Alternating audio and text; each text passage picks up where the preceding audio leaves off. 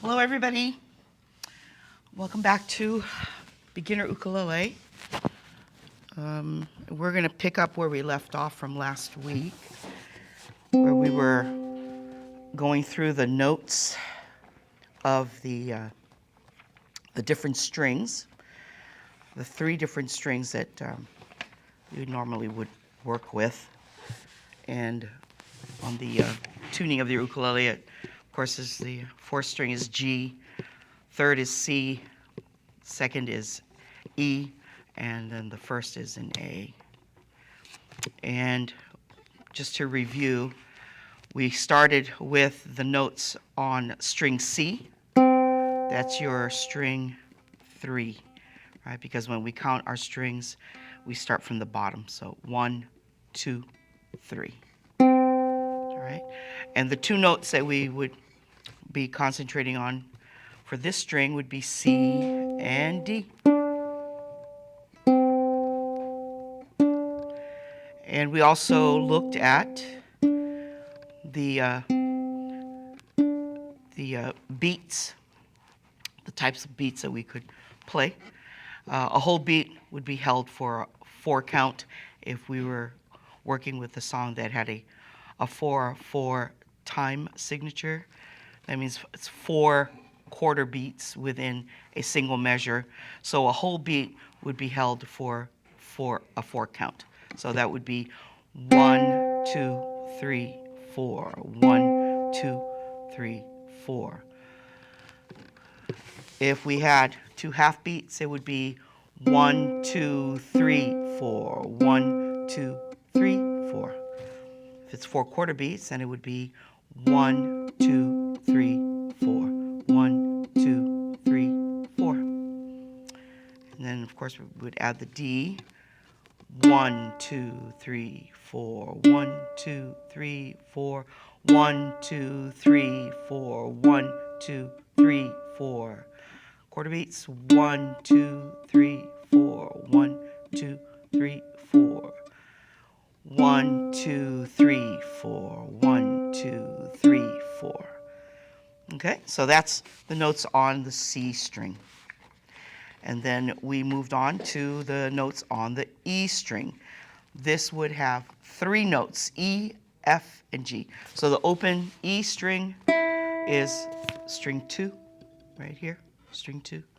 So the notes here, and keeping in mind that each fret represents a half step or a semitone up, and in the Western scale for a major chord or a major key of C, the E and the F are separated by a semitone. So here we have an open E, and a semitone up is an F. A whole tone up, which would be 2 frets, is the G. So E, F, G. E, F, G. And we did the same thing with the reinforcing of the count for a measure, right? A whole beat. Let's just do E. 1, 2, 3, 4. 1, 2, 3, 4. 1, 2, 3, 4. 1, 2, 3, 4. If we did 2 half beats, let's go to the F. 1, 2, 3, 4. 1, 2, 3, 4. 1, 2, 3, 4. Let's go to the G for the quarter beats. 1, 2, 3, 4. 1, 2, 3, 4. 1, 2, 3, 4. Okay. E, F, G. G, F, E. All right. Okay, and then the third string that we addressed was the A string, the 1. Okay, and the A is a whole tone up below a B, so that we go up 2 frets, right? Here's fret 1, fret 2. There's your B. And a B is half a step below a C. So E and F are a half step or a semitone away from each other, and a B and C are a half step or a semitone away from each other. Okay? So we have an A, B, C. A, B, C. Whole tone or whole beat. 1, 2, 3, 4. 1, 2, 3, 4. Let's go to the B for the half beats. 1, 2, 3, 4. 1, 2, 3, 4. 1, 2, 3, 4. 1, 2, 3, 4. And let's do the quarter beats on the C note. 1, 2, 3. I'm sorry. 1, 2, 3, 4. 1, 2, 3, 4. 1, 2, 3, 4. Okay? So A, B, C, C, B, A. All right, so those were the notes. And then we can move on to the song Frère Jacques. And these are, you've already received or should have printed out your chord charts here, right? So if you're not familiar with your chords, you can always reference this chord sheet to help you find the chords that are marked here on this sheet where it says Frère Jacques, are you sleeping? Chord accompaniment. Okay? That has the names of the chords that would be played through this song. This also has the melody notes of Frère Jacques. So this chord accompaniment is kind of a compendium of all the things that we will talk about. Now, when we look here on this sheet, this tells you what the notes of the strings are. This is tab, right? So the tab diagram shows the 4 strings of your ukulele.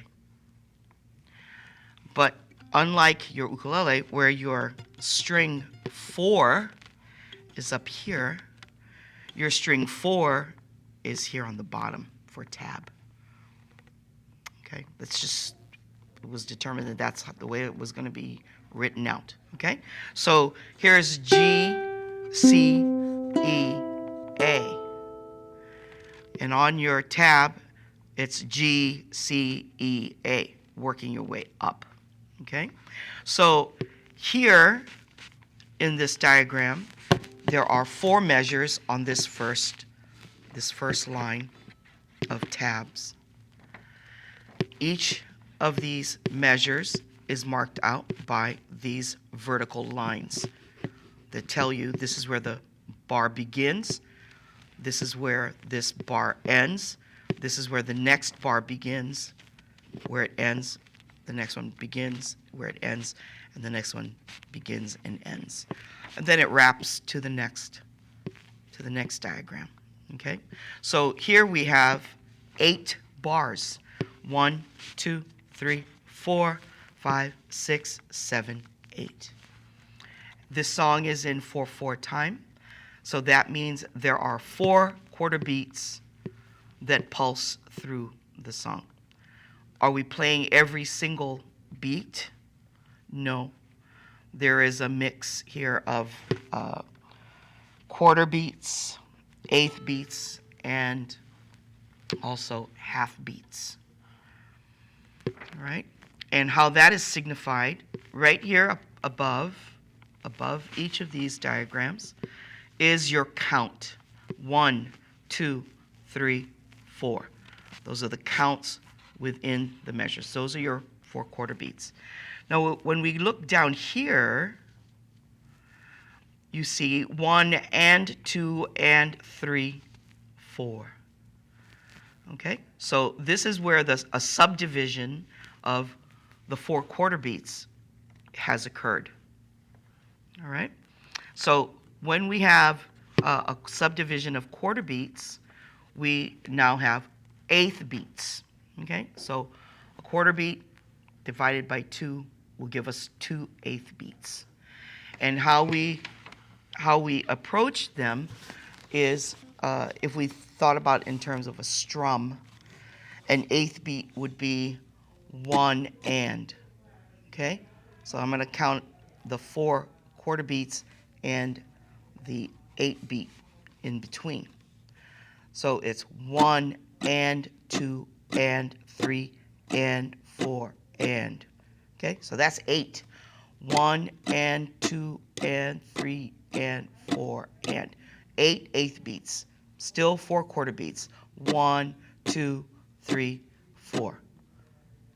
1 and 2 and 3 and 4. And there's the and, sorry. 1 and 2 and 3 and 4. So this doesn't only apply to strums, which is it's our very first reference, really. When you pick up your ukulele, most people, I'd say 99% of all folks, are going to try to strum all strings. So that's your first orientation to the instrument. But in this song, Frere Jacques, so that you can reinforce what it is you're learning on each of these strings, the C, E, and A strings, we're going to play the notes that we called out earlier for the individual strings themselves. And I've also noted what those notes are here on this melody note sheet, right? C, D, E, C. So if we look here, it's C, D, E, C. C, D, E, C. And when you look at the tab, whenever you see a 0, that means it's a 0 fret. I also liken it to the word open. It's an open string. So here's the C, and the first note of the song is the open C. The second note of the song is the D, which is on fret 2 of string C. The third note is the open E, which is the open string 2, and then back to on the fourth note, we're back to the C, which is the open C. All right, so 0 on string 3, 2, second fret on string 3, open string 2, and open string 3, the C. All right, then the next phrase or the next measure is literally a repeat of the first measure. C, D, E, C. So we play those two measures together. C, D, E, C. C, D, E, C. So it would sound like this if it was sung. Frere Jacques, Frere Jacques. Okay? So we are playing the melody notes. We're not playing the accompanying chord, which is made up of at least 3 notes. All right? So the next phrase is dormez-vous, and that is also repeated. And we're going to the second string and playing our E, F, G. So that would be open string, first fret, third fret. So when we sing it, it would be dormez-vous, dormez-vous. All right? So what's the difference between the first 2 measures and the next 2 measures? we're playing 2 quarter beats on E and F, and we're playing a half beat on G. So we hold it for 2 beats, right? F, G. Well, if we count it, it would be 1, 2, 3, 4. 1, 2, 3, 4. Okay, because that half beat counts for 2 beats. 1, 2, 3, 4. 1, 2, 3, 4. So we let it kind of ring out for that 4th beat. So, so it would be dormez-vous, dormez-vous. All right? So still quarter beats, equal. The measures are equal. Then we come to bars 5 and 6. This is where we are now using the 8th beats in conjunction with a quarter beat. The quarter beat's on 4. So here we have our 3, right? Here's our G on string 2, right? So that's G. And the and is the open A string. We go back to the G. And on the downbeat of 2, there's our F. And on the 3rd beat, there's our E. And on beat 4, there's our C. So we are going twice as fast, or we're striking a note twice as fast as we would if we had quarter beats. So it's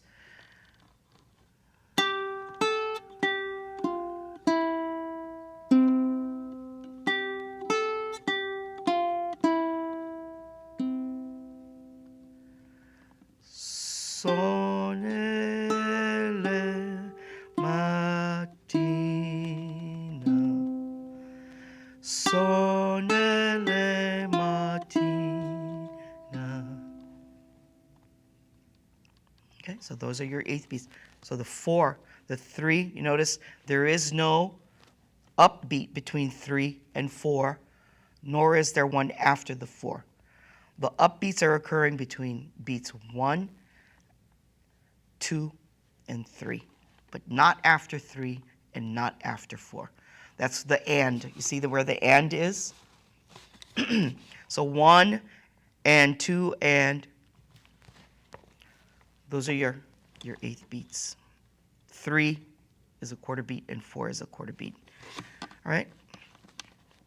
So what are the notes that we're playing? It's G, A, G, F, E, C. G, A, G, F, E, C.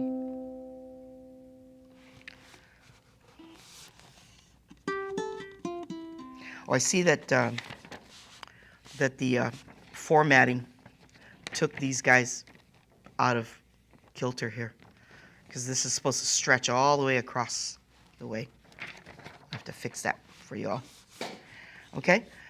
Then we get into measures 7 and 8.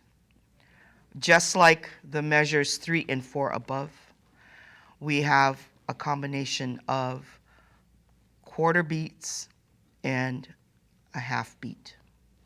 So here we are on D.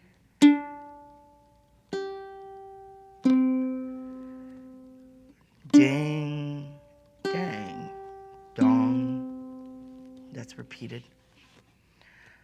Here's our D, G, C. All right? 2, 2nd fret, 3rd string, open string, 4, and our open string, C. Ding, dang, dong. Ding, dang, dong. Okay, so I'm going to play through the song. Frère Jacques, frère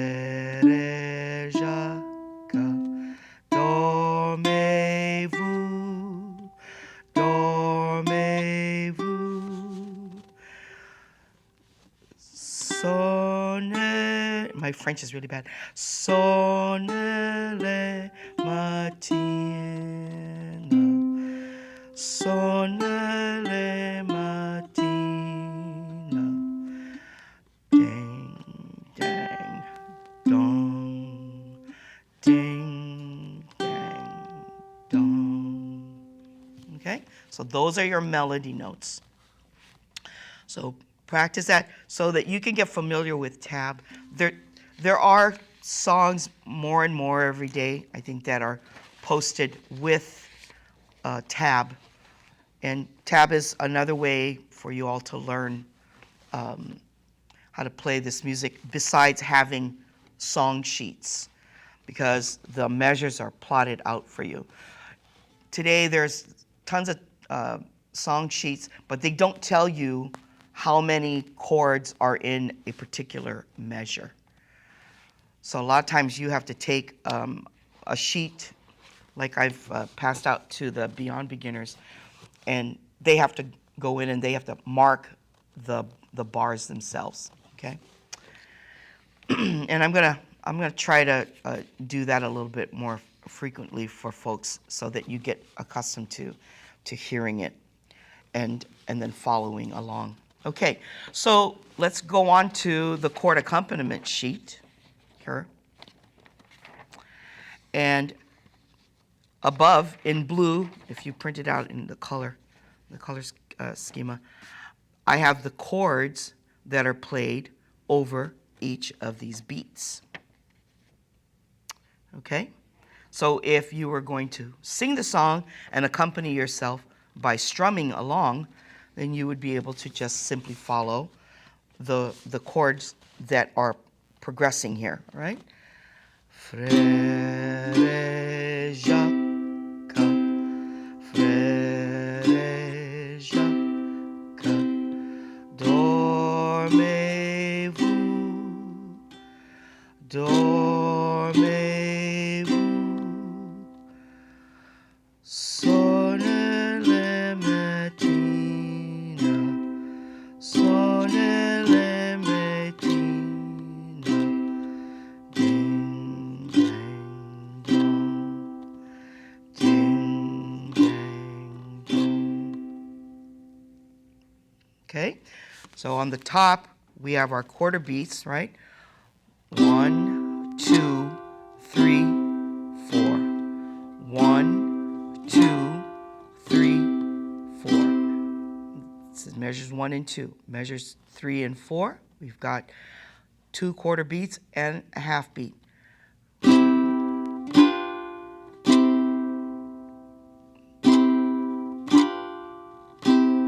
Okay, and we move on to measures 5 and 6, where we're using eighth beats. So what you do is you strum down, up for the 1 and 2 and 3. Okay.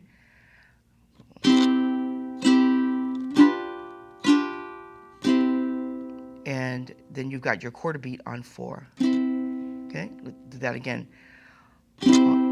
Up, down, up, down, down. Okay, so that's also telling you what your strum is, right? You see that D, U, D, U? That's telling you down, up, down, up, down, down. Down, up, down, up, down, down. All right? So that's going to be on measures 5 and 6. So let's do that again. Down, up, down, up, down, down. Down, up, down, up, down, down. And then we have our last measures, the last 2 measures, just like 3 and 4, where we have 2 quarter beats and 1 half beat. The C, G7, and C. Down, down, down. Down, down, down. Hold. Okay? So let's play it together and sing along if you can, because that'll help you reinforce what it is you're doing. And we'll go slow. 5, 6, 7, 8. Frere, Jacques, Frere, Jacques, dormez-vous,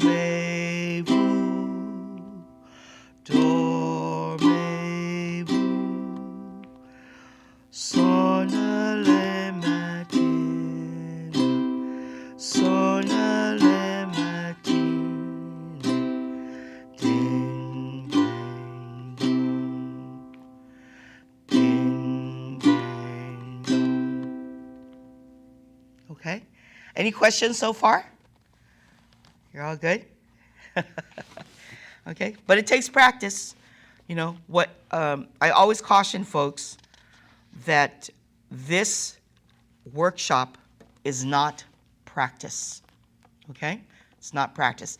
It is a presentation to you of what it is you ought to be doing when you practice. Okay? Practice makes perfect, and this is not about perfection. It's about progress. So the more you are able to practice, the more comfortable you become with all these different skills that are presented to you here on these sheets. The first is to know your chords. Know the C, know your G7. There's only 2 chords in here. C, G7. Right? And then the second thing is, what kind of strum am I doing? Am I doing just downbeats? Or do I have my up and down beats, right? Down, up, down, up, down, up. And how many of them do I have? Are there beats where I strum and I hold? Yes. That would be under measures 3 and 4 and 7 and 8, where the third beat is held for 2 beats for 3 and 4. So that means you strum the first and you hold that second. So in this case, this is held on 3, 3, 4, 3, 4. So you get used to doing that, okay? And then, of course, the tab, learning how to read tab. That's the lines where you recognize, okay, it's G, C, E, A, and the notes that I'm playing are called out in terms of the number of the fret that I'm to put my finger down. All right? And I don't know if I said this in the very first session. It's not a hard and fast rule, but it will help you to orient this hand, your left hand. First finger, first fret. Second finger, second fret. Third finger, third fret. We leave the pinky alone because we may have to use it when we form particular chords that require 4 fingers. Okay? So if you get used to, remember there's the home position, right? Where you have your thumb behind fret 2 and 3 between strings 2 and 3. I'm sorry, 2 and 3. I'm sorry. It's going to be fret 1, or I'm sorry, 2, and then behind strings 2 and 3. Okay? But your thumb should be on the top of the arc behind your ukulele, above the arc. Okay? So that the thumb can kind of hang off the back of the thumb. If you put it underneath, you can't really hang. So if you put it on top, that's going to hang for you. And that's going to allow you to move your fingers forward. Right? Because arcing your fingers is very important as you begin to learn about new chords. This is also going to help you with the strengthening of the individual joints of your fingers, which you will definitely need if you're going to be playing a B flat. I want you to take a look at your chord chart since we have a little bit of time. let's look at your chord chart. And on the second to last line of the chord chart is probably one of the most difficult chords for beginners to master. And that is a B flat chord, a B flat chord. It's probably the first chord that an ukulele player is going to learn how to bar, what we call barring. The term itself is now more commonplace, but it was first developed as a technique really for guitar a couple of hundred years ago, if not more. And the actual name of it is spelled B-A-R-R-E after the man who identified the technique or the skill that is required to bar a chord. Okay, so the B flat is one of the first chords that you're going to learn how to bar. And the first thing, remember what I said, first finger, first fret.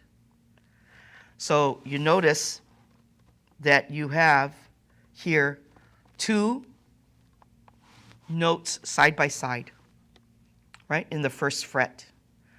How do you form that? You take your index finger and you bring it over those 2 strings on fret 1. That would be strings 1 and 2. And I want you to notice that I have moved my thumb over just a little bit so that it's a little closer to the index finger that's in front. So I can, if I hold my ukulele up front like this with the headstock, if I was just going to shake my ukulele, I would be able to do that quite easily with just my finger in the front and my thumb in the back. So I can move, so I have lots of movement here, okay? If I just hold my ukulele.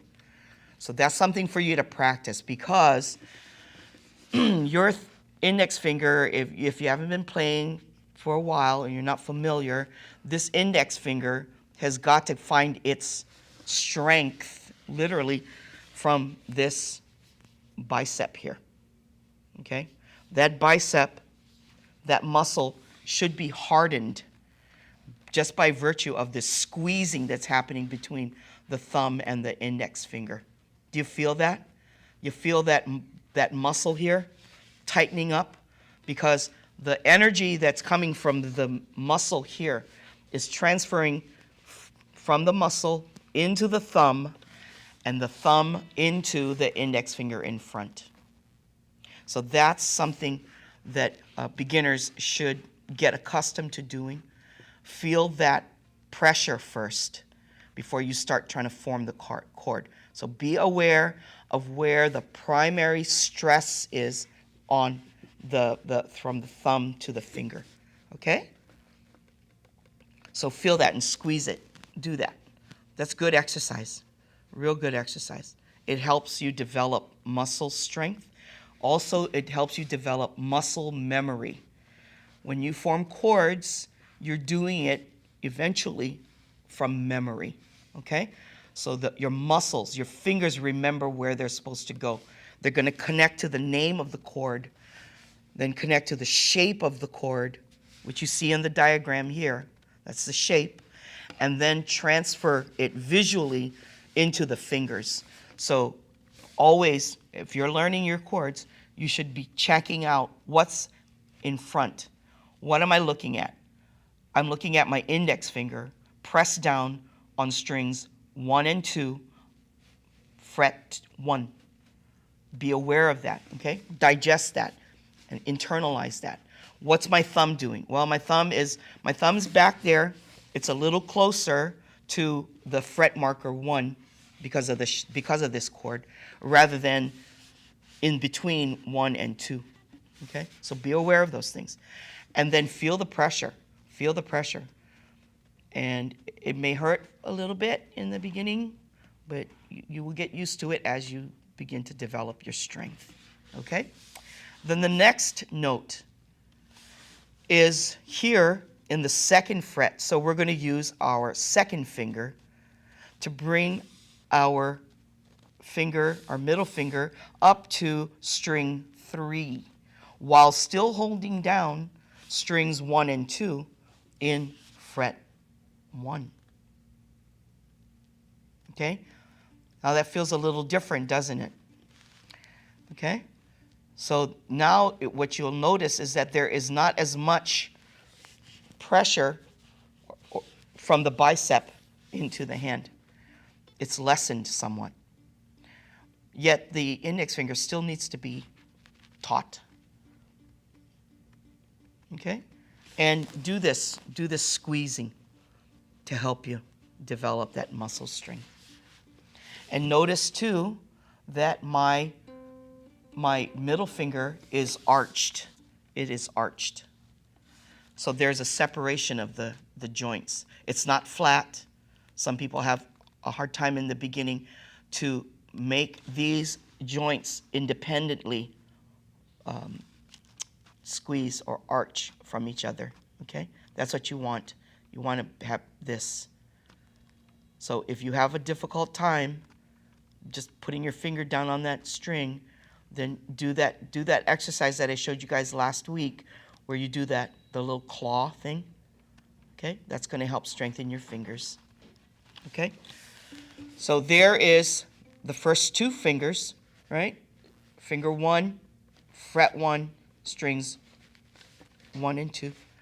Finger 2 on fret 2, string 3. And then probably the more difficult thing is to take the ring finger, finger 3, and bring that to fret 3, string 4. Okay? Now, I want you to notice something about my pinky. Okay? This pinky is going to be very helpful to this finger. So, if you can, when you're practicing, practice this stretch. Showed you that last week. Practice that stretch. These are the 2 largest muscles on your palm, the thumb and the pinky. Okay? So when you do this kind of an exercise, you're going to strengthen that. This is what's going to help this finger, the ring finger, to be able to arch. Okay? And I always keep this extended because it tightens up this muscle here, which then assists this finger. All right? Also, with the B flat, I bring my elbow in. Okay, so it's a little tighter against me because I need to now bring my wrist to this certain position where my index finger is kind of turned this way. So that allows the middle finger and the ring finger to sit right on top of the strings. If you can't do it, and what you hear is this, yeah, that's okay.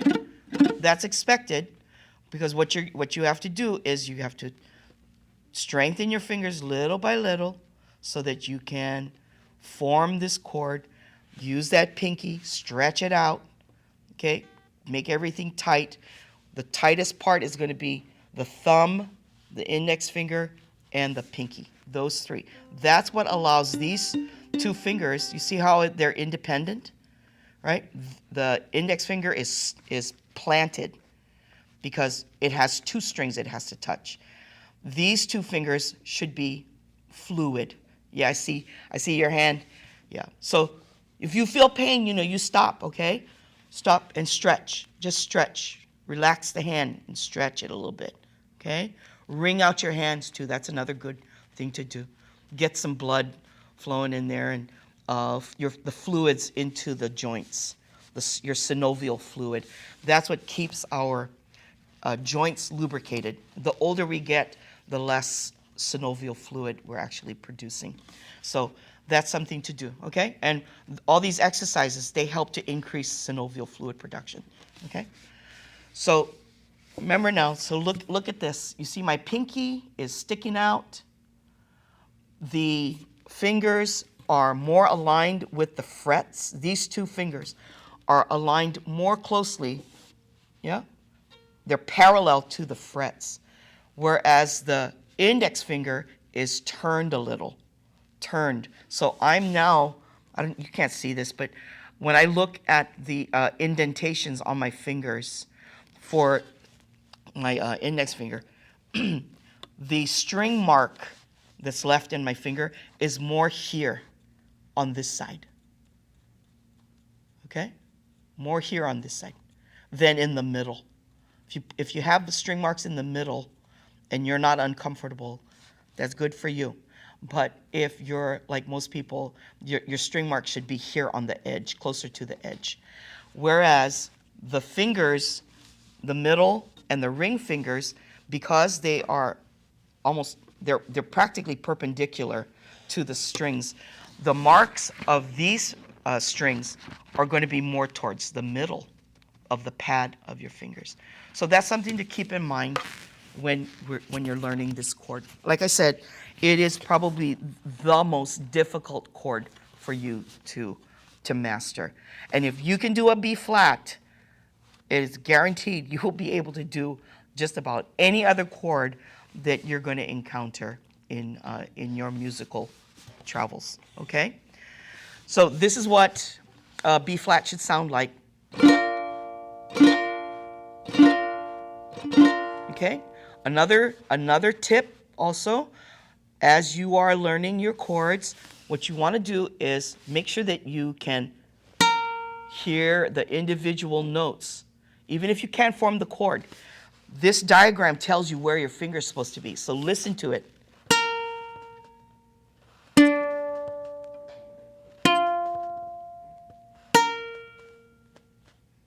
Okay?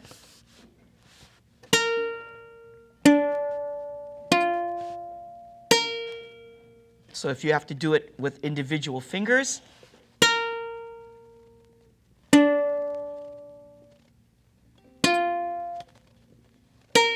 so that way you know what your goal is, right? Your goal is to hear this. All right.